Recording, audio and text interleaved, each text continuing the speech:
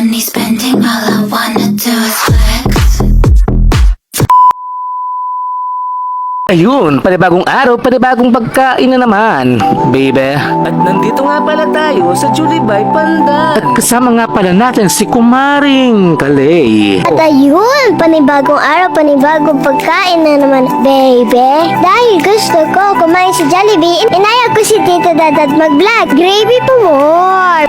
Kalasa na, baby. Bida ang saya, baby. At ayun, sa sobrang hilig ko nga sa gravy ay nagswimming na ang mga manok sa gravy. Kalasa na, baby. Tara, sibugan na.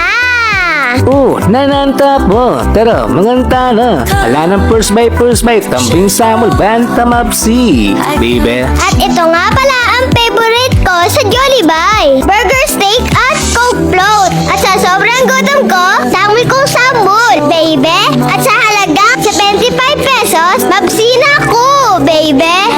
Gawin mo naman. Mama niya mo, lagu-lagu yan pa, baby. At hindi ko nga malilimutan na pagkasimula bata nito ay favorite na ang burger steak sa Jollibee. At ngayon ko lang pala napansin na nabudol na tayo ni Kumaring Kalay. Dahil ang sabi niya ay gusto niya mag-vlog pero ang totoo nito, gusto niya lang kumain sa Jollibee, baby. Tito Dadat, sorry po.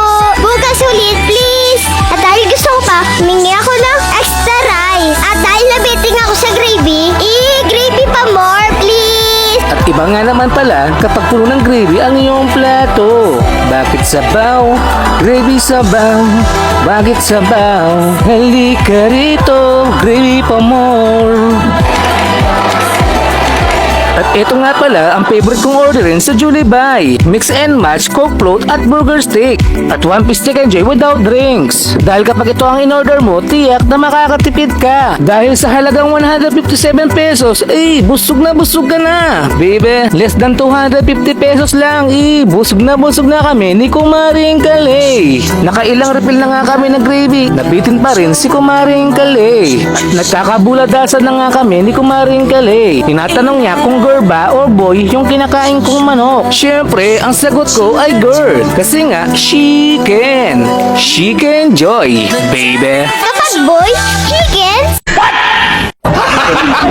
At ayun, napaisip na nga si Kumaring Kalay. At dahil nalito ako sa chicken at chicken, binalik ko na lang yung manok. At ugaling na rin natin maglipit ng mga pinagkainan pagkatapos kumain. Dahil pagod na rin ang mga crew sa kanilang mga duty. O siya, paalam, magkita-kita ulit tayo sa susunod na Chibugan, baby.